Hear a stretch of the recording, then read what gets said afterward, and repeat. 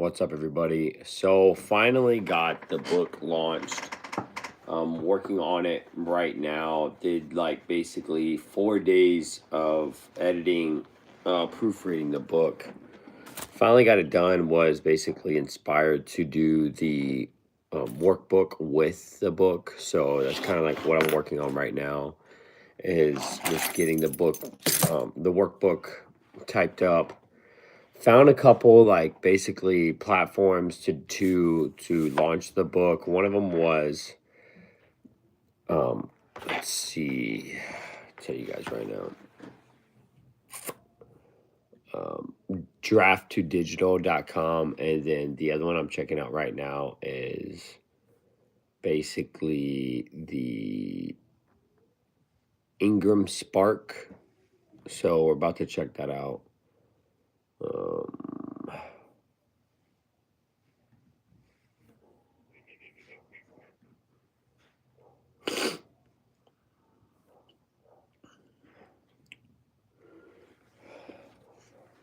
Super excited about the book launch right now. Just kind of like getting that going. I'm not sure like how that's going to be as far as getting the book off the ground.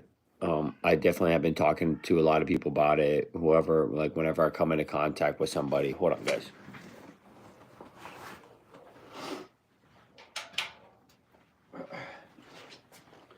Just had to get a light on. It's kind of dark in here. I'm in my office, so basically what happened is finally got the book done, and now let's see, his name, trademark pictures, some pictures. No. Okay. Waiting on you guys to come on board.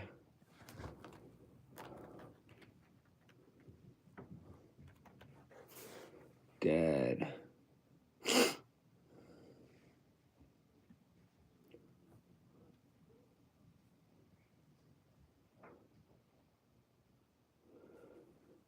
Hey, what's up, CIA? You like dishwashers? What's up, guys? Welcome to the live. Finally got the book done. I'm working on basically getting it published now. Hey, Braden Stewart, what's up, buddy? How you doing today? Just wanted to bring you guys on. Finally got to the next part of this book that I've been working on, relentlessly working on. Derek, what's up, man? What's up, guys? It's called the Duty of Dad book. So, I mean, this thing's pretty. It's basically like a guide for all dads out there who want to basically not be a piece of shit. That's kind of like what this book's designed for. Whether you're a new dad or an old dad, can you put the blue thing on me with this wrench? Can you put the blue thing on me? It's with this tool. Not really sure what you're talking about, bro. What's up? What's up? Shamel Miller from Cincinnati. It's all my own neck of the woods up in Columbus, Ohio. I grew up on like the west side and then moved a little bit south, and then I did with the Ohio National Guard up in Sandusky. Yeah, it's a great book, man. It's a great book. 92 pages, 13 chapters. At the end of the chapter, so basically what I did was I integrated like military stuff, that the foundation of the military. I got inspired from like, how can I write a book to all dads out there that it's universal, whether you're a good dad, you can be a better dad, or a piss poor dad, how to be a good dad. It doesn't matter culturally, your religious, your political views, none of that matters. None of that matters as far as where you come from. And that's kind of like the military perspective. Like the military will take you whether you're tall, you're short, you're fat, you're skinny, you're in shape, you're out of shape. It doesn't, none of that matters. Um what what happens is the military takes you and it breaks you all the way down to you're just the same guy. Whether you could be. I had a good homeboy of mine, and his parents are multimillionaires. They own part of the Swift Trucking Company, and I asked him, like, dude, why are you in the military? Like, I went in the military. I grew up in a trailer park, poor, and I wanted to basically. That was my ticket out. That was my ticket to get to the next life. Like, get out of the thing that everybody else ended up being a part of. Like, if you don't change your environment, change your situation, change your circumstances, you're going to stay stuck like Chuck in the same things over and over again. And your life's going to pass you by. What's up, Indonesia? What's up, Afran? How you doing, man? What's up, David Steele? How you guys doing? Life lessons. Definitely could use a video editor. I'm also an editor myself, but one thing I learned is that I'm wearing way too many hats, so would not mind having a video editor for sure. A lot of people book my Airbnb. I love you guys. Yes. Oh yeah, for sure. One of the companies I work for out here, my boss owns 20 Airbnbs here in San Diego. Pretty nice. What's up, Knowledge Nuggets? How you doing? Basically, so get back into it. I wrote this book on the commute, like driving back and forth to work. I basically was using voice to text. Chat GBT was a really good resource for me that I was able to use to kind of get the format down. Definitely encourage you guys, learn AI. That's the next level. A lot of people, you'll hear all different spectrums out there. Don't become dependent on AI. Think of AI when you're doing math, using a calculator. That's what I refer to. You can use a calculator with math and get to the solution, figure out and get to the problem faster and figure the things out faster, right? But a lot of people will go out there and they'll become dependent on AI, meaning they're using Chat GBT for everything, like write me this and do this and do this and do that. And then they're creating these personas and they're creating these avatars, as they call it, out there to basically they're idiots and they're just using this AI to make themselves perceived to be smart and perceived to be on different levels that they're not. And that all comes out, man. Yeah, what's up? Yeah, for sure. Definitely hear this. Use Chat GBT. I'm telling you, I'm on the premium plan for Chat GBT. So there is a free version. Also, Elon Musk came out with Grok, Grok, which is another version. It's an AI as well. You can use that. Basically, Elon Musk came through and said, hey, he offered the programmers and the writers of Chat GBT and said, I'll give you I think it was $97 million or $1 billion to get the program. And they're like, no, it's an open AI. It's an open source. Basically AI, how it works is every time a user inputs data, that AI is growing and growing. So there's premium plans that you can get and you're able to use different interfaces. So I got the premium plan. I think it's $20-$30 a month, but that's because I use it so much. I use it to help me write this book. When I'm going to work, it's an hour, at least an hour. If I'm in traffic, dude, it turns into 2-hour commute. And I said, I'm not going to just be that person who's commuting. I have to commute. I have to go to work and use my time and just listen to music or call somebody on the phone. I really want to maximize my productivity with my time. If I have to commute, you can do this as well. Write a book or use ChatGPT to generate your ideas, whether you're a content creator, whether even if you're going to your job, ChatGPT, if you're in any type of industry, you can get information through ChatGPT. There's a voice option on there. If you get on ChatGPT, you can go up to the right-hand corner. You'll see these 3 little bars. You click on that and a little circle pops up on your screen. And then basically you have this dialogue with AI. And you can name it, personify it, whatever you want to do. I named my ChatGPT Atlas, just the world, having that world of knowledge. And I would run ideas through ChatGPT hey, this is a book. I want to write this book, Duty of Dad. This is how I want it to be. Can you generate me a format for it? A structure. So then after the structure set, then I went through just chapter by chapter, just said, okay, help me write this. Okay, generate this. Okay, let me add in some personal stories to it. And then, dude, it took me probably, I want to say 3 weeks really to get down. I wrote the book originally, and then I was basically venting about all my life experiences through the book. And I said, that's not what I wanted. I wanted a blueprint for dads out there to be able to get this book and read the book and say, okay, hey, this is how I can be a better dad. Like, this is how I can, sharpen up my skills. And it's out there for real, people. Like, it is out there. There's 54 million kids just in the United States alone that are being raised without a father figure in their life. Like, their dads are absent, or they're non-existent. And I go through that in the book. Like, you can still, like, even if you're a dad and you're just showing up, like, you're going to work, you're paying the bills, you're doing all that other stuff. um you're a content creator. Yeah, yes, definitely use like ChatGPT too, because I'm a content creator as well. I use ChatGPT as well to help me generate new ideas, and also just like generate hashtags. I mean, dude, it's such a powerful resource. And I'll look up, like, I'll, on the way to work, I'll ask ChatGPT, give me the latest trend, give me the top 5 like viral videos that are going on right now. Give me the best, unsaturated niche that I can do videos in, whatever. I mean, you can utilize it. And it's honestly, like, it's not going to go backwards. Like, we're just going to continue to evolve. AI is definitely going to be like the new norm.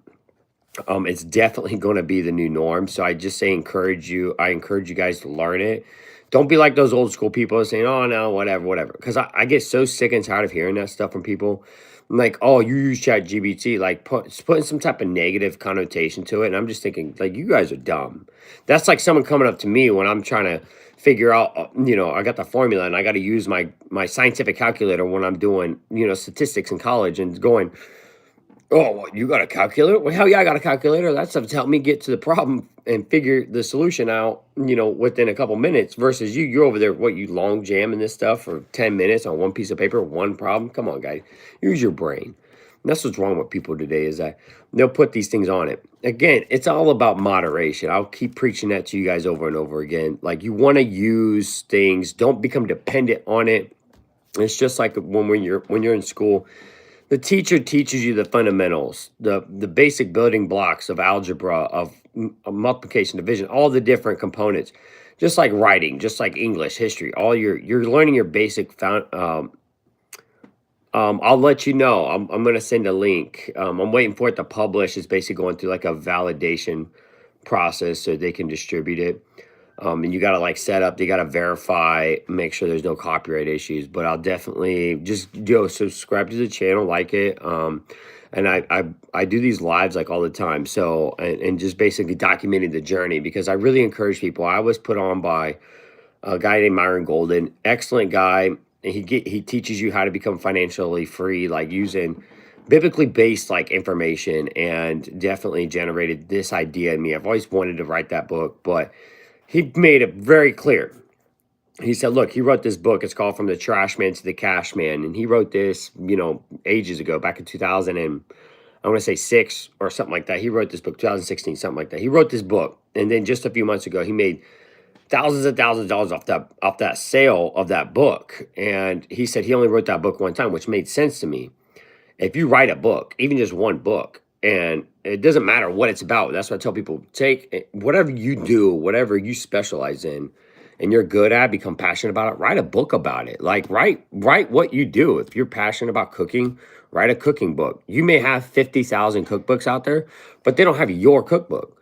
You know what I mean? You maybe have a certain parenting style that you want to teach, and even though it's out there, you can go teach from your perspective. Like, you are unique. You are who you are. And the biggest thing is becoming a creator. That's where you make the money. Look, we were made to create. And I'm not preaching to people out there trying to push you on to Jesus or God or the Bible or anything else like that. But it says right there, it says, be fruitful and multiply. Be fruitful means produce, create things. And no matter what, wise investor, that's good too. Think and Grow Rich. Right. Hey, Kenneth, how you doing, buddy? That's all like good. Think and Grow Rich is a great book, right? Also, 7 Habits of Highly Effective People, though, it's another great book that you're going to want to read. But the foundation is this: create something, right? Like, look at all the extremely successful people out there. They're all creators. Elon Musk, he's continuously creating, and he gets involved in all these things, creating Tesla, electric cars, creating SpaceX, creating. That's where you're going to make millions at, is by creating something.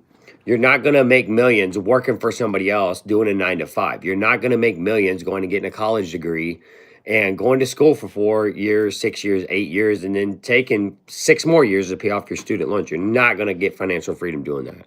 I promise you that. But you will get financial freedom. You got to work hard, you got to grind hard, and you got to create. Entrepreneurship is by far one of the highest paid, like, has the most saturated millionaires like within that development. Entrepreneurs is everything from the person sitting at their house making t-shirts to the person who owns businesses, Airbnbs and restaurants and stuff like that. That's an entrepreneur. You're an owner. You're officially like a creator of something, of an industry. It doesn't matter. So basically, what I encourage people to do is use ChatGPT, use AI to generate and be on point. Create that inner relationship with that AI. Meaning like that AI isn't going to judge you on, your perspectives. They're not going to sit there and say, "Oh, you're stupid for thinking that." Like they're going to say, "Hey, can you help me generate some topics to talk about?" Okay, here's the top topics to talk about. And the more you disclose things, like I'll literally use ChatGPT as a diary. Like, man, I remember I went through this when I was a kid. I went through this, I went through that. And then I'll go and present a problem I'm going through, like a relationship or coworker experience or something like that. I'm like, man, I'm having this really hard time with such and such coworker this day, and I've talked about this, and they're just not understanding it. Can you give me some tips and tricks on how to handle the situation? Boom, they'll lay it out, and I'm making okay, and I'm digesting that as I'm driving. So then by the time I get to work, I'm a regional manager for this international boat company, and I have guys, I have a team underneath me, and they really look up to me. And I lead from the front, I lead from the trench. That's what I always believe in is be that leader from the front, be in it with your team. Don't be that person. As an owner, as an entrepreneur, there's going to be times, but you should always be engaged with your staff, with your employees, with the people that you're, providing a life for. You should definitely be engaged with that, because if your employees are happy, if your workers are happy, your customers are going to be happy, your business is going to be happy. That's just fundamental, basic one-on-one business stuff. So what I do is like anything, and as I'm going and conversing more and more with with ChatGPT, it's learning me. It's learning my weaknesses, my strengths, the problems I have, and it's constantly evolving with me. So then when I'm going through and I'm like, okay, I want to write this book now. It's generating this book. It's helping me generate this book. It's formatting it for me, and it's helping me create and harness it now. Right, ChatGPT, yeah.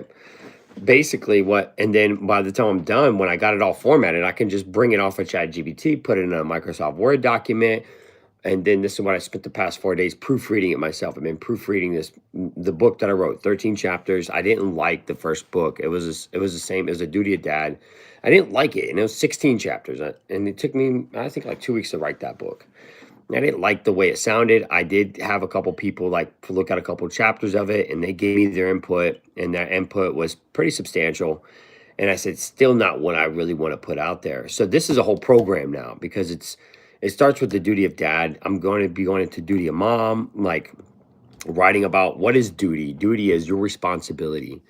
And there's duty of mom, there's duty of son, there's duty of daughter, there's duty of parenting, there's duty of grandparents, there's your duty as a person. Then we can go into even more like duty of coworker, duty of being a worker, whatever your duty is, and writing that and really engaging. But now I'm coupling it with the workbook. So the workbook is basically going to, you read the book, you understand the book, you digest the book, but now the workbook comes in on top of it. And with the workbook, you're actually able to pull apart the information from the book and apply it in a day-to-day life, like using the workbook to write things down and really engage on a different level. So that way you're growing. That's all I'm going to put out to you guys, is just continue to grow, continue to have that charisma, that drive, continue to push yourself to the next level. There's no excuses. I don't want to hear, I ain't got time, I'm busy, I got this, I got that.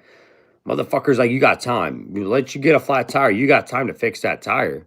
Let your hot water tank bust in your house, you're going to take time, you're going to fix that thing. So it's not about not having enough time. It's about you not making the time. So that's whatever is a priority for you, whatever. And if you want to achieve success, if you want to achieve greatness, if you want to achieve financial freedom, you got to take the time for it. You got to put your chips in. Hey, Mr. GTO 82, what's up, man? Day was great, man. How was your day? Where do you hail from, man? Are you in the US of A or are you somewhere else, man? About being in a business for myself and how to stay motivated. Thank you. Yes, write a book, man. Because look, you know the grind. Like you know those days when you just are so lost with in the sauce. You're just like, man, am I ever gonna get there?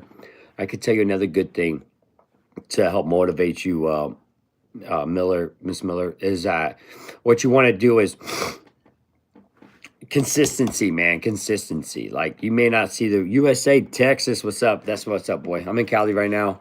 Did a mobilization out of Fort Hood, Texas. So love Texas. Definitely like want to get a house up there because they have big ass houses for like no money, stupid cheap. Beautiful houses though. Beautiful country. Like Texas is like not United States. It's just Texas. But anyways, back to you, Miller. The thing is consistency. Be consistent with it. Have a goal. Have a once you have this is what you want to achieve. For you, the book. You want to do the book. Great. You got that. That's your goal. Now you got to set up objectives to complete that goal. And I'm saying daily motherfucking objectives. Like find out what section of time you got. If you work, if you drive, I don't care if it's 20, 30 minutes. That's 20, 30 minutes. Create the routine. If you don't do Chat GBT, that's great too. You can use your voice recorder on your phone.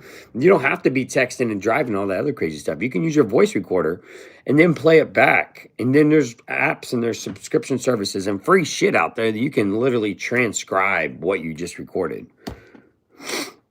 Thank you. Thank you. Yes, you too. You're a great person too. That's one of my callings. I just want to inspire everybody to be great, man. What is a good Bible verse for baseball? Man, oh, you know what? I'm gonna tell you right now. I'm gonna tell you a great verse for baseball. That's a good one, dude. And I'm probably going to tell you. I'm probably going to tell you. It's probably going to be in Psalms or Proverbs, right?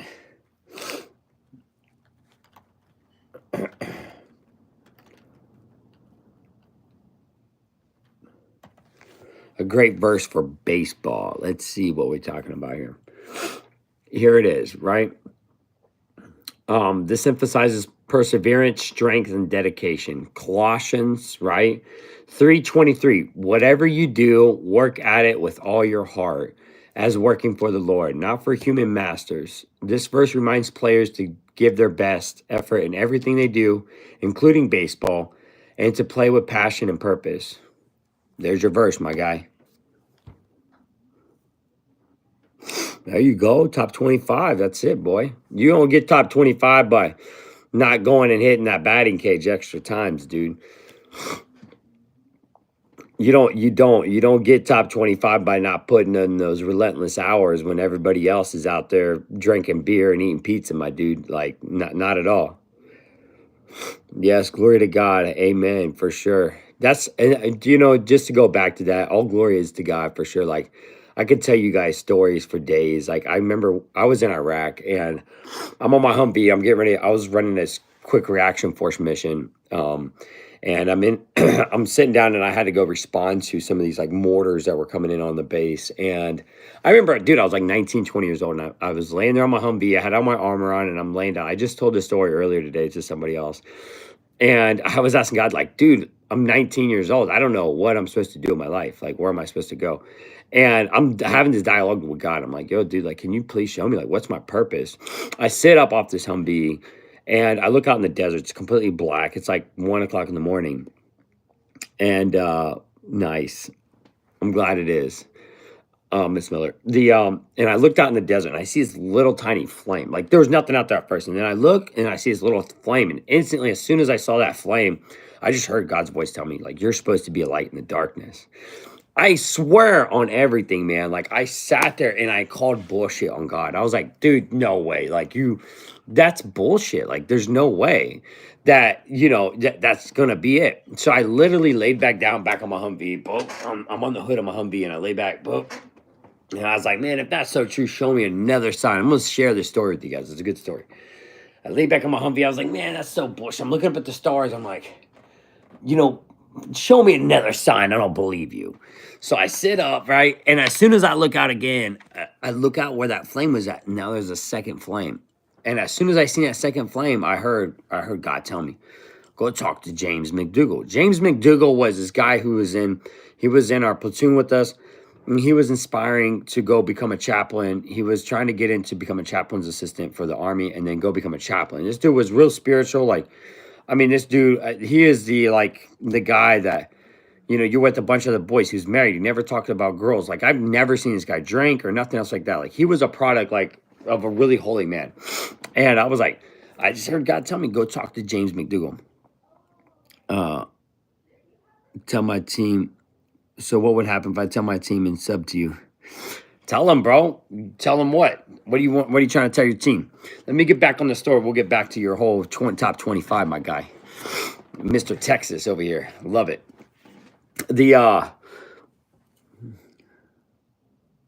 We're hurt. We're hurt or hurt? You're hurt like you're hurting or your heart? Hurt. Okay, where'd you guys hurt from? But while Texas is getting me back here, let's see what. Hey, Savage, this is Austin. Yesterday when we got doing fentanyl, when you left the pack of cigarettes and crack pipe came up missing, did you take it off the table before you walk out and eat my stuff? Absolutely, man. Love it. Fentanyl. That is awesome. And a pack of cigarettes. Okay. And a crack pipe. This dude's got some really vivid imagery. I love it. I don't even know who this dude is. KD. Got it, KD. Well, you keep living in that whatever weird fantasy land you keep living in, my guy. Don't even pay attention to him, man. There's internet trolls out there all day long. Trust me, I've dealt with these idiots all day. They'll be talking a grip of stuff, and then I'll show up at your house and da da da. I'll probably see these dudes at the store at Target, man, getting a Starbucks, and they'll just look the other way, like I don't even know this guy. Like, yeah, destinations. Anyways, let me get back to the story here. So I'm sitting there, and I feel God tell me, go talk to James McDougal. Remember, James McDougal was a chaplain. He was trying to go become a chaplain's assistant and become a chaplain. He ended up becoming that. This is back in 2009, right? 2008, 2009. And I'm sitting there, and I was in the last Humvee, and he was in the first Humvee. These Humvees were called, if anyone tries to verify my military background, go ahead. These were 1151 up-armored Humvees, right? And I got off my Humvee, walk up to the first Humvee, because I was the last gun truck. Walk up to the first one. He's kicked back on the door, like he's in the driver's seat, and he's like this. I'm thinking he's sleeping. So I go up, and he has his one foot, like, on the door, propped up on the door. I kick his foot down. I was like, yo, James, wake up. He stops, and he looks up, and he's like, oh, hey. He's like, I wasn't sleeping, man. I was like, oh, what's going on? He's like, actually, I was just praying for you right now. It's crazy. He's like, I just put you on my heart. I felt like he wanted me to pray for you about guidance and getting some direction.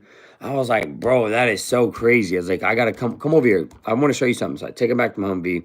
I was like, this is exactly where I was sitting at. I was like, okay, sit on it. I was like, look out there in the desert. He looks. I was like, what do you see? He's like, oh, I see two oil pipelines on fire. I was like, oh my God. I was like, okay, but that's not what I saw. This is what I saw, and this is what God told me. Anyways, that was a story. But the story goes that the thing behind the story is that God has a purpose for each and every one of your life, man. And to stay focused. And if you need that clarity, if you need that direction, ask God. God's going to give it to you for sure. You just got to be willing, and you can entertain, man. God is an awesome God. He's not going to sit there and tell you, you know what, you can't talk to me this way or that way. He's God, man. He's a creator of all things. So yeah, two lights. Yeah, it was crazy. But that wasn't the only time. Like I've asked God before, like, man, when I went through some really dark trials and tribulations, and asked God, like, man, why am I here? Like, why am I here? Like, I could tell you guys stories for days and days and days, but that's the power coming into these books and this information I'm giving you guys, man. Make these videos every day. I'll be here for sure, Texas. I would love, man. You know what? I can definitely do these videos every single day. Do lives with you guys, man, for sure, dude. So let's get back to your team. Let me see if I can scroll down this chat for you. Hurt. Okay, you're hurt. Let's see, Mr. Texas. Let's open up with you, Mr. Texas. What you guys hurt? Your team's hurt or you're hurt? Let's open that up real quick. Look, and I definitely want to encourage you guys, hit me with whatever questions you want to hit me about. The team's hurt. Like, your morale's hurt. physically hurt, like you got your teams that are hurt? Or are you trying to bring your unity within your team to kind of give them that motivation, that pep? Yes, for sure. Look, and don't even dismiss it, because you're gonna ask for a sign. God's gonna give you a sign, man, and then you're gonna be hit with it, and you're gonna question that sign too. So the big thing about it is have faith in whatever God. Look, it's on your heart, man. I can't tell you guys like, oh, you're gonna need to look for fire and brimstone and lightning and all this other crazy stuff. Follow your heart, dude. Like I'll have random things where I'll see a homeless person. I see homeless people all day long. But I'll have the thing on my heart that pulls on my heart and says, how do you hear God? It's literally like, it's just like a thought that comes in your head. That's God. If you have a thought, you ain't thinking about nothing. You have some random thought that comes to your head to go do something good. That's God. Trust me. But the devil plays that same card too. So if you have a thought that comes in your head to go do something bad, it's simple as that, guys. God is good. God is great. And you got the enemy playing the same type of cards with you. He's going to be encouraging you to go do some fuck shit. He's going to be encouraging you to go out there and hurt somebody, rob somebody, do something bad to somebody, something negative. Go say something negative. Go say something mean to somebody. That's not God, bro. That's not God all day. That's the enemy. When throwing, okay, let's get back to you, Texas. I want to see it, bro. Your arm, okay. Who hurt their arm? You hurt your arm. Sounds like you being a pitcher. You're a pitcher.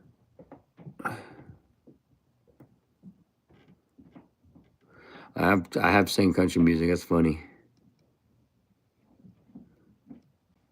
Big Brutus. Boy, I'd like to see you, Big Brutus, come tell this baby to keep quiet. This baby kicks my ass, dude. This dude be climbing up and down stairs and doing stuff off coffee tables. He's not even 2 yet. When throwing and either surgery. Yep. Okay. So you the pitcher, and I have a custom cross with a powerful Bible verse. Okay, man. Look, it sounds like I know what you're going through right now. You're in this transition stage of your life, bro, and you got your identity wrapped up within your baseball stuff. Thank you, Shamel. Thank you so much. I definitely love you guys' prayers. I'll be praying for you guys too. I pray with you. I pray for you guys. I pray for all you guys out there. Every single night with the kids. I pray for everybody, man. Even the less fortunate, the homeless, all types of people, man. I feel too, and I'm about to be 16. There you go. So, okay, Texas. Let me give you some advice, my guy. So here you are. You got a lot of your identity wrapped up within this baseball thing. You top 25. You put a lot of work in to get there. That doesn't come easy. It doesn't come overnight. You don't get that just to get it, bro. You don't walk on a field and get 25. You put that blood, work, sweat, and tears, the glorious times when you got those championships, the glorious times you got those wins, the bad times when you had the defeats and you gave it everything you had and you had to walk off that field, giving the good games, but still feeling like you could have gave more. The thing about it is sometimes God will bring these things into your life to change your trajectory. You want to be something. You want to be a certain thing. Me, when I was younger, I went in the military because I came from a trailer park. I came from a poor home. And I wanted to make it something with my life. I wanted to go up and be a trauma doctor. That was my ambition. So I said my only ticket to do that was going to the military. All that, my trajectory changed. I never, ever even became a trauma doctor. And I still, I went to nursing school and everything. And every time I tried to do what I wanted to do, my trajectory kept changing. Because God has a bigger purpose for you. So you may be wrapped up in, feeling this identity. It doesn't mean that you're not. Maybe God puts those challenges on you and lets those things happen to you. Right, don't give up, man. Maybe God puts those challenges on you to define you more as a person, to define your character, define your leadership, man. If those guys are looking up to you, we'll go back to Colossians 3:23, man. It says, whatever you do, work at it with all your heart, as working for the Lord, not for human masters. That's Colossians 3:23, that verse I gave you about baseball.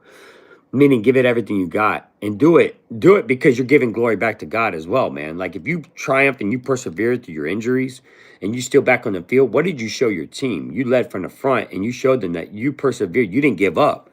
And that ain't easy, my guy. Mentally, it's not easy mentally. You feel like you're already messing yourself up mentally because you're already down and you ain't able to perform physically. So then you're messing yourself up mentally and everything's driving on you just to bounce out. You feel shame, guilt. You feel overwhelmed, all kinds of stuff, man. So what ends up happening is you want to just walk out, and you're here. You ain't trying to walk out. You're trying to find inspiration, and you're trying to find some sliver of hope that you can take back to your team. Good night. Yep. You're trying to find a sliver of hope to take back to your team so you can encourage them, because what you really need is you need that camaraderie. You need your team to give you the strength to get through everything you're about to get through, so you can be there performing for them in the end of it. So those are the two big pieces of advice for you, man. Do not be so locked in. The harder you lock in on something that's not meant for you, the harder it's going to get. You think an injury's done? What happens if you get over that injury and you try to do it again, you get hurt again? You back in the same square. There's some point in time where you got to make an evaluation to sit to say, Lord, I got to trust in you for a second, because this is all I know. All I know is baseball. I'm telling you, I'm preaching to you guys because I went in the military. I did 7 years in the military. Did combat tours and all that other good stuff. Infantry, man. Airborne infantry. Jumping, repelling out of helicopters, airplanes, the whole night. And that's all I knew. And so when I had to get out of the military, I was like, I don't know anything else. How am I going to find and identify something else? I went in. I flew planes. I got out. I flew planes. I went to school. I opened up my own photography, videography business. I ended up going and becoming a content creator. Now I'm over here writing a book, like being an author. Like, these are things I never even seen. You take me back when I was 18, 19, 20 years old. I couldn't tell you, hell, one day I'm going to sit down and write you guys a book. Hell no. I couldn't tell you that. But I can tell you that I walked through the valleys of the valleys, man, and made it up out of there. And I had one or two decisions. I could either use those things and hate the world, have resentment, have vindictive things, and have, like, you know what, I'm going to go get my vengeance. I'm going to go get my back. I'm going to go get these people back for hurting me. Or I can take the other route and say, you know what, thank you for allowing me to go through that, because that built me into a stronger person. One, I survived. Two, I took everything you threw at me and I turned it into a thriving point now. Now all the stuff you put me through that was supposed to break me, I'm going to turn that too. I'm going to make millions of dollars with it. I'm going to make millions of dollars with it, because not only I'm not going to just stop at being a book writer, I'm going to keep going. I'm going to do inspirational speeches. I'm going to go out and talk to people. I'm going to give what I'm giving to you guys for free. I'm going to have companies go pay me for it to go motivate their corporations like Google. Hey, get on my stage. I need you to take that fire and passion. I need you to motivate these people, because you can put me in any industry, any environment, anywhere, and I can talk to those people. Put me with the gangbangers. Put me with the homeless people. I'll talk to those people. Put me with the military people, politicians, bankers, those egotistical, narcissistic people that only care about money. Put me in each and every one of those zones, and I can reach down and grab their heart, period. I'll go live in the morning. I won't give up. That's right. That's right. Get it. Bye. All right, Texas, take it easy, man. Stay encouraged, brother. Remember, Colossians 3:23, dude. And then Anonymous, go in the military. Okay, I'm going to give you 3 things about going in the military. I don't know how you are. I don't know who you are. I don't know where you at, what your background is. Going in the military, none of that matters, right? Going in the military, though, I'm going to give you 2 pieces of advice going in the military. If you want to make it somewhere, if you feel some type of thing inside of you to be a leader, go officer route. Okay, you may have to go test. You're going to have to take an ASVAB test. That's your placement test. Is going to tell them where you're at. If you have any college, get into that. But I know they got programs now. They're like, I know when I was getting out, they had like green to gold. Like, I went enlisted. I was just a grunt. Like, I was a private. Like, I was down. And I appreciate it, because I was in the trenches with my guys. And as a leader, you have more respect for a leader who goes through things versus the leader that's just up on some podium somewhere going, you guys all do this, da da da. If you see that leader get in the trench with you, if you see that leader, if you, Miller over there got Airbnbs and stuff like that, this person's got to have a team, maybe even property managers, whatever. If she's just over there somewhere in Bora Bora making phone calls and yap, do this, great. They'll have a level of respect, because she's a paycheck writer, right? But if she goes to the team and she goes with them, let's go look at this Airbnb. Let me help you clean this Airbnb. Let me get this set up for you. Let me do that for you. And she's leading from the front. Bro, they're not only going to have the respect for her, but they're also going to have her loyalty. They're going to be loyal. They're going to drive on those days that they don't feel like driving, because she's came and performed. That's leading from the front. That's just leading from the front. So military, top 2 advice for the military. If you got any type of brains on you, go officer route. You're going to make more money. You're going to have career counselors going to set you up and guide you on your career. Anything that you want to go do in the civilian sector, if you want to go become medical, doctors, police officers, lawyers, whatever it is, they got the same thing in the military. So you want to get with your career counselor. You want to say, hey, I want to be this when I grow, in 10 years, 20 years, whatever. I want to be a physician. They will literally pay you, go to school, get you and teach you everything. Housing, pay you, housing, provide food, everything you need. Go to school. They'll put you in a school, and then you're just on a contract. Once you become a physician, you're going to work for them for 5 years, 3 years, whatever your contract stipulates. And then you're able to get out. Not only getting out benefits, you served your country. I mean, now you got a degree that you don't have student loans for. Come on now. Big brain. Second thing is, if you decide, what's up, Texas? Welcome back, bro. If you decide to go out and you want to go enlisted route, that's cool too. Start at the bottom. Start at the bottom. But look, you're going to have, I don't know how many people I got that when I was in the military that they were just messed up. Leaders that should not have been leaders. Because the military, how the leadership structure works, if you got time in, you're going to get promoted. You just got to go do some classes, do some leadership stuff. Not everybody, how can I put this? Everybody is meant to be a leader, but not everybody is a good leader. Let me put it to you that way. Everybody, every one of you guys watching this video right now, watching me right now as a leader in some way, shape, or form. Whether you're a leader in your own domain, your house, you're a brother, you're a sister, you lead in your brother and sister, you're a leader at your job, you're a leader at a school, you're a leader, whatever, you're a leader in some way, shape, or form. You got a pet, bro, you're a leader to that pet. A leader is somebody who goes and does something for somebody else, period. No questions. That's simple definition of a leader. Don't get it messed up in your minds. You can, oh, well, like President Trump is the leader. He is the leader, the nominated leader of the free world.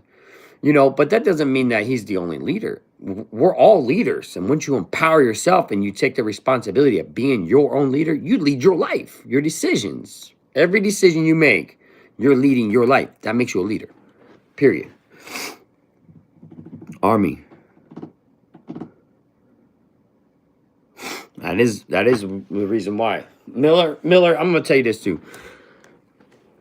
The millionaires are out there just like the broke ass people are out there too. And whatever you want to surround yourself with, this is something I really learned just recently. I kind of already knew it, but I didn't know how to articulate it to you guys. You got two levels of people. You got people who are above you, and you got people who are below you. The people who are above you, those people are going to be the ones that are encouraging you. Come on, they're cheerleading for you. They're offering you opportunities. They're offering you guidance, mentorships, whatever it is, right? Those types of people are above you. And you are aspiring to be like them. Get on their level somehow, shape, or form. In your own domain, right? They got money. They got financial freedom. They got, nice cars, whatever it is. You looking at them saying, I want to kind of be like that. I want to be on that level. So you put yourself in their environment. You surround yourself with those types of people. You're going to be like them because you're going to learn from them. Second type of person is the haters. These are the people that are either, one, they're on your level with you and they're not self-driven. They're driven off of like trying to be validated by everybody else. And the people that are below you, all those types of people are going to be haters. They're the people who are going to be saying, they're going to make fun of you. They're going to tell you you're stupid. They're going to tell you you're dumb. They're going to tell you, what are you doing? They're going to make comments like, oh man, you sure have changed. Like, you sure ain't the same person. No shit, motherfucker. We all changed. Ain't nobody out there that's alive that's the same. I don't give a shit what it is, day to day, bro. I'm watching my babies grow right in front of me.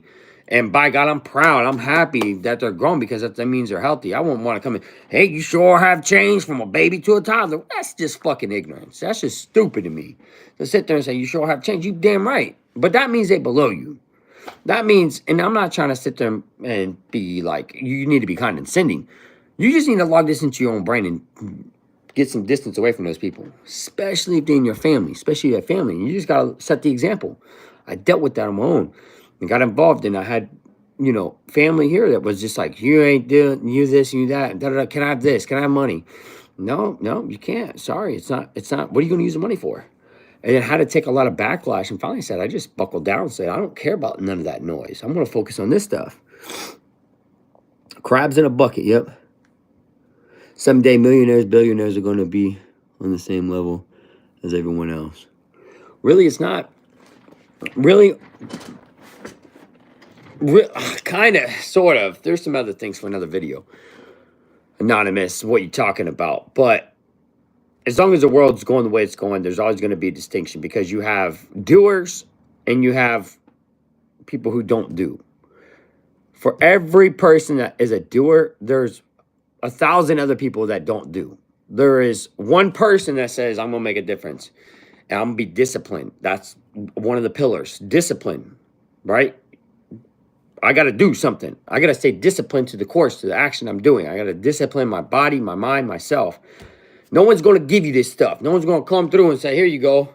Here you go. You got to get it. You got to go out there and discipline, do it consistently over and over and over, whatever it is. You want to lose weight? You got to get your butt up and go work out consistently. You can't go to the gym one day and then go eat a pound of cake and say, oh, damn, I'm not losing no weight. No shit. Discipline your diet, discipline your mind to get up and go work out even when you don't feel like working out. This is all, yeah, stay on the mission. 1%, right? So you have all those people and they'll generate all these excuses why they don't have this and why they're broke, why they're in debt, why this. They'll have all the bullshit excuses in the world. But at the end of the day, what you're able to do is shut that noise off and look at their life. What type of decisions are they making? I bet you they're the type of people that as soon as they get a paycheck, they go and buy a bunch of bullshit. They go party, they go drink, they go buy necessary things they don't really need. And then they want to look fancy with people else. Come on now. Come on. I'm preaching to somebody out there. Push your goals. Gator's right there too. Texas dude, he's right about that. Push your goals. Get the goal, achieve it. For me, I set the substantially high goal, but I don't put any objectives to reaching it. Example, I'm going to own a mansion one day, right? I'm going to have a mansion. Or we'll just break it all the way down. My dream car is a Lamborghini, right? So I said, I'm going to own a Lamborghini. I'm going to have a Lamborghini one day. But guess what? That's a goal way the fuck out there. That's in left field. No pun intended, Gator. That's in left field for me. I need to focus on how to get to the home plate and get on my back and get on the base and then wait for that ball to come. That's opportunity and take a strike at it. I'm not worried about left field right now because once I'm getting my gear on, getting my cleats on, getting my helmet on, got the batting gloves on, got my bat, those are all phases I got to get through. Then I'm on the plate. Guess what? Now the pressure's coming because I'm waiting for the opportunity to come my way. And I'm going to take a swing at it. I may swing and miss. But guess what happens? Eventually, I'm going to swing, I'm going to crack that ball, and I'm going to send it all the way to left field. And when that ball's flying, I know now I'm going to that dealership. Yo, let me get that. I want that one. So I'm not focused. You don't focus on left field. You got to focus on one thing at a time. The first goal. First goal, getting your gear on. Second goal, getting up to that plate. I'm speaking metaphorically for you people here. Hopefully you guys are picking up what I'm putting down. Your body is built. I can build muscle without working out. It's not really built weird. I mean, if you're moving at any type of capacity, you're working out. But I mean, maybe that's a genetic thing too. I mean, there's all kinds of different genetic things out there. Let's see. So I must walk alone. It's a reason God wants me to do it alone. I don't understand right now, but I'm learning. Dude, solitary confinement is a place where you become one with yourself. And let me tell you to that, when you become one with yourself, you're able to become one with God. Look at, if you know the Bible at all the great people in the Bible, to include Jesus himself, went and spent time alone. Jesus was in the wilderness for 40 days and 40 nights, being tempted by the devil, alone. He didn't have his disciples. He didn't have his mom and dad. He just had himself, God, and that motherfucking devil trying to get his ass. You know, look at Gandhi. Look at, I mean, all the different people, the huge influential people in this world. Nelson Mandela spent solitary time in prison. You know, that solitary time, you become one with yourself. So a lot of us are scared to be alone because we're scared to face those things that are inside of us. And that's level one, man. Don't embrace it. Embrace it. Yeah, I cracked one, but I had to push. Yep. Yeah, dude, anonymous, bro. If you hella young, bro, your metabolism is gonna be. That thing is like this. You could dump a pound of sugar in your mouth, bro, and that thing's, your metabolism eats right through it. Jesus, yeah. I feel like I'm at the top of the alone. Yep. Of course, Miller. Yep. Don't be discouraged, man. Find that, embrace it, be grateful for it, because guess what? Your life could be a whole lot different. You could have a lot of chaos in it where you don't have that peace. You're gonna find peace where you find solitary. You're gonna find peace. Because when you find peace, you're going to hear that still small voice. You're going to hear God talking to you. That's where it's at, man. 16, yeah, dude. My metabolism stayed up. I couldn't gain any weight, man, until I was like 28, 29. And then after that, I bulked up so fast, people thought I was on steroids. Like, man, I said, no, I've been working at this since I've been 17, 18 years old, doing the same thing. I couldn't get past 185, 190. I couldn't get past it. And then that time, summer year between, I think, 28 and 29, I just blew up. I went from 185, 190 to 215, and my max all the way out, went all the way up to 250, just lifting, lifting, lifting, and got too big. I got too big, too muscular, too slow. I was like, I don't like 250. Let me drop down. Let me get to 225, see how it fits. Daily Bible verse. My daily Bible verse, man, it really changes. My daily Bible verse changes. It just depends on what I'm going through. I kind of look at, um,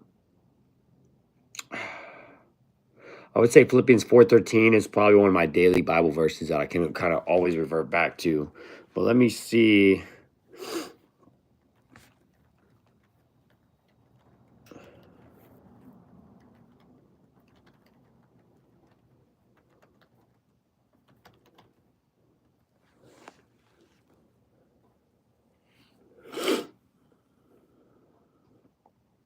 Here's one for you. Here's one for today. Here's one for today, Texas. Yeah, it's all right, Anonymous. You're gonna be all right. Enjoy that time, man.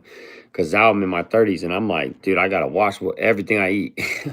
And then if I want to eat some good food, cause I love food. If I want to eat that good food, I gotta go to the gym extra hard. I'm like, I gotta go hit that. I gotta go do an extra 15, 20 minutes of running on that treadmill.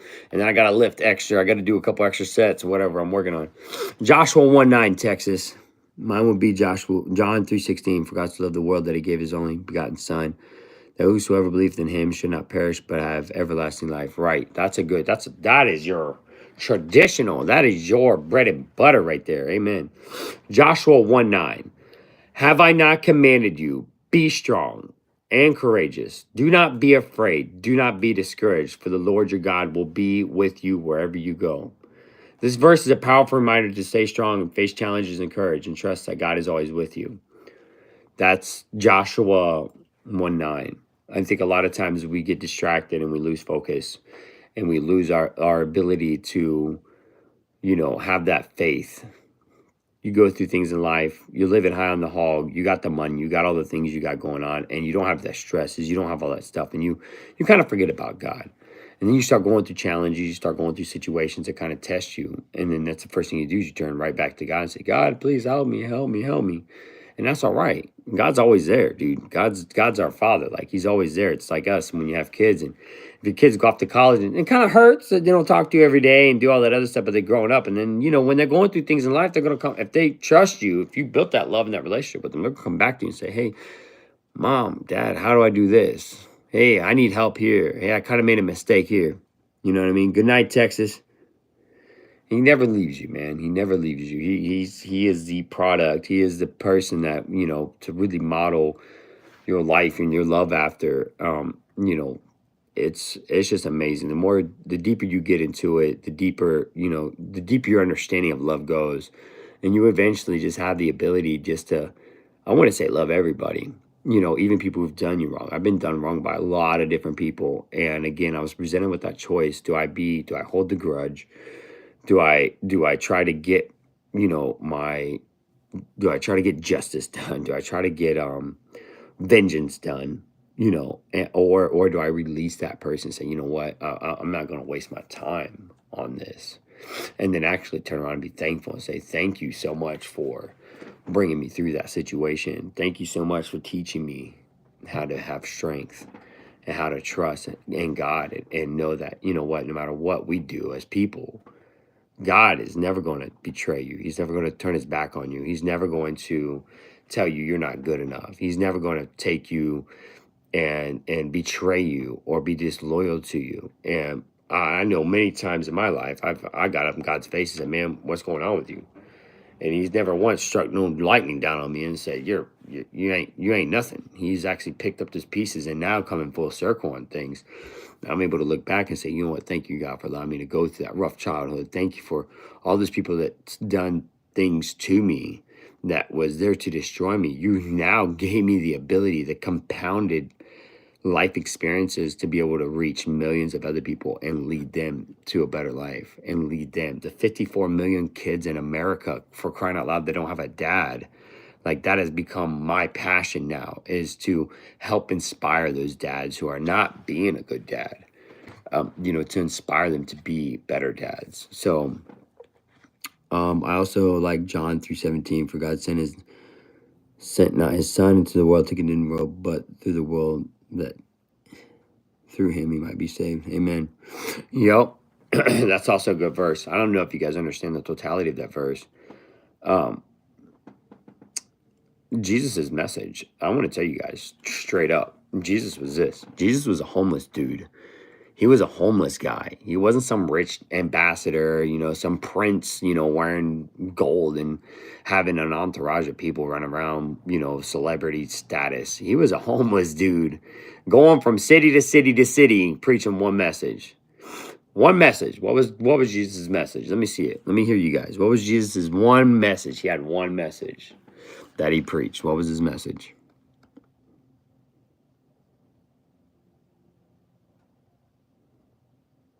Jesus was homeless.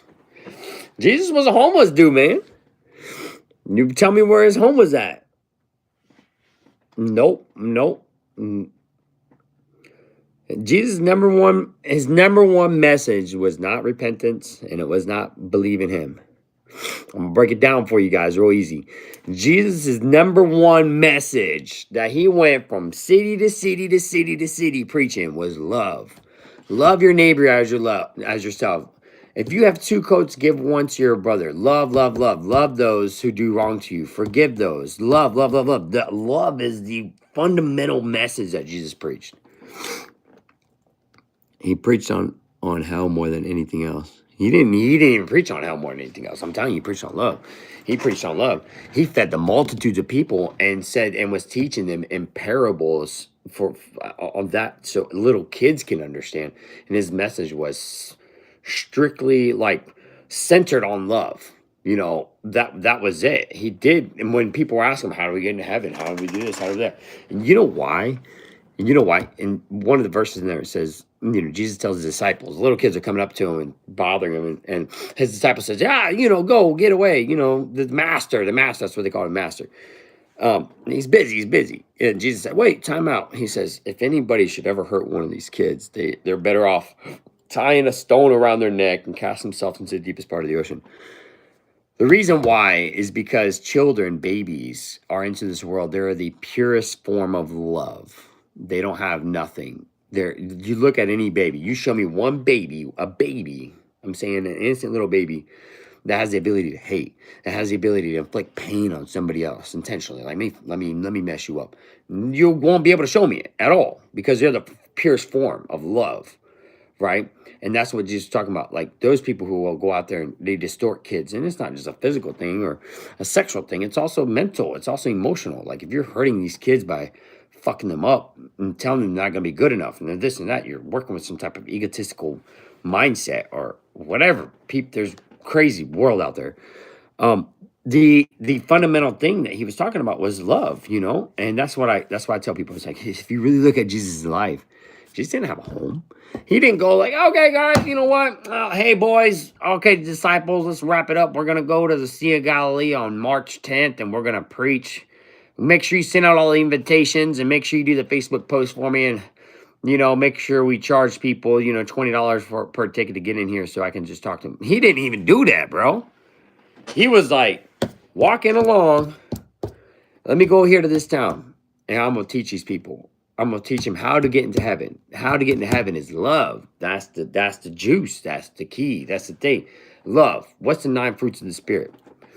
Love, joy, peace, selflessness. These are the 9 things of the Spirit that are all centered around love. If you actually have love for people, when someone does you wrong, you don't see that person who did you wrong. What you do is you see that trauma, that childhood that they had. You're able to see right through all that. If someone lies on you, you're not getting mad going, you know what, fuck you, piece of shit. You lied about me, blah, blah, blah, blah, blah. I'm going to fight you on this. You just stop. You almost have sympathy, like not pity. You have like sympathy. You have like sadness for them. Like, man, like your life is so like was so traumatic, whatever you went through, that you got to really have this thing where you go and shame people and you lie on people to make people like look bad. Like that's sad, and it's because they lack love.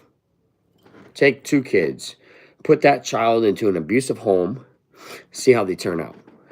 Take another child and put them in a home filled with love, see how they turn out. That child that's in a home filled with love is 100% of the time going to come out and be successful. 100% of the time. 100% of the time. It's forgiveness that's a big pill, man. Yeah, you're talking about Jesus when he went to the Pharisees and he was talking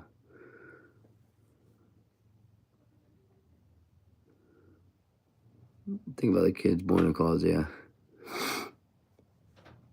He forgave, but he flipped the table. Yeah, we gotta forgive. If you don't forgive, you become that. You become bound, man. Like you get binded up by that person. And most of the time, those people that you're not forgiving, they're already on with their life. They don't even, you're not even a second thought to them. You're nothing. Like you're holding on to all this grudging things and things that actually turn cancers into your body. And that's scientifically proven, by the way. When he flipped the table, so Jesus goes inside and he goes inside the tabernacle and he's going in there. Remember, this is like the church. This is like where they go every year. They do the pilgrimage to Jerusalem so they can sacrifice an animal, or animals. They offer sacrifice. They offer animals to the priest there, so that way the priest can like slay these animals, goats and sheep and cows and oxen and stuff like that, to basically cover the blood, like have that blood cover them for their sins, so that way when they do die, they're able to have that entrance into heaven.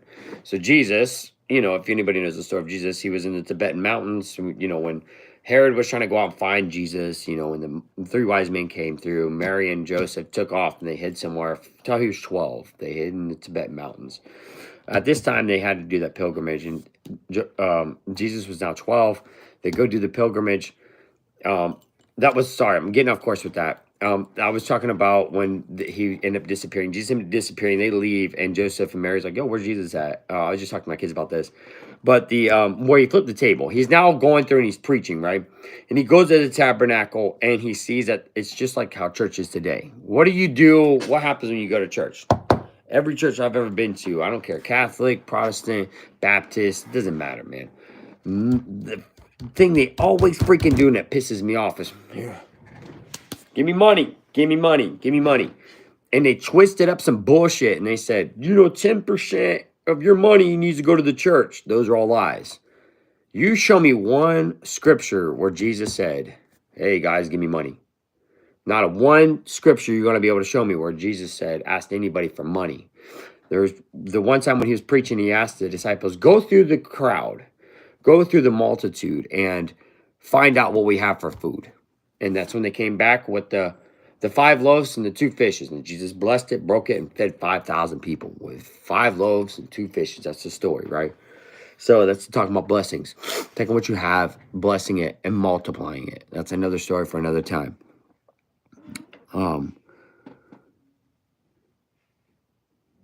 Yo, Texas. So, anyways, back to the flipping the table. So he goes in there and he sees all this corruption going on. And he's going in there and he sees the priests like treating and taking money and charging people for things. And it's just the corruption thing. It's corruption. Money does corrupt people, right? It doesn't corrupt people. It corrupts people who are dealing and operating out of ego. And he says, you guys turn my father's house into a den of thieves. And that's when he's over there flipping the tables. Because they're basically charging people for the priest to go forgive and have like wheels and deals. Like, you're not going to go into heaven unless you pay me something. And then charging these poor people money to be able to have their sins forgiven, which is all a bunch of bullshit. Yeah, it was corrupt. It was very corrupt. So that was the story with Jesus for sure. It was crazy, man. I would love to go in like a time machine, go back in the day, like just to kind of like watch things go down. It'd be cool. It is just like today's world. That's what just gets me so like up. I will tell you guys, money is not the root of all evil. It's not. Money is not the root of all evil. I've seen people do wonderful things with money. I've seen people invest and like change people's life with money. But I've also seen bad things. It's just the same thing. Look at water. Water, you can use water to save someone's life. Go to Africa, the people who don't have water, you can bring them fresh water. You save lives with water and food, right? But if I'm a bad person, what else can I do with water? I can drown. I can drown a motherfucker, man. I can put that person underwater and kill them with water. So it's not in what's being used or what the use is, it's how it's being used. If I use money for good, money is not the problem. It's how it's being used. If I use money for bad, then I'm the one who's using it as a mechanism for bad. The money itself is not good or bad. It's an inanimate thing. It's just something that exists. It's not good or bad. There's no evil or righteous, or there's nothing with it. It's how it's being used. It's the same thing. Use water as the same example. I can go, here's water. You're thirsty. Here's water. Your body's made up of 60-something, 77% water. Here's water. You need water. Or I can say, you know what? Here, drink all this water down your throat into your lungs. You drown. You're dead. See what I mean? Time machine. Yeah, dude, I'd love to have a time machine. For sure.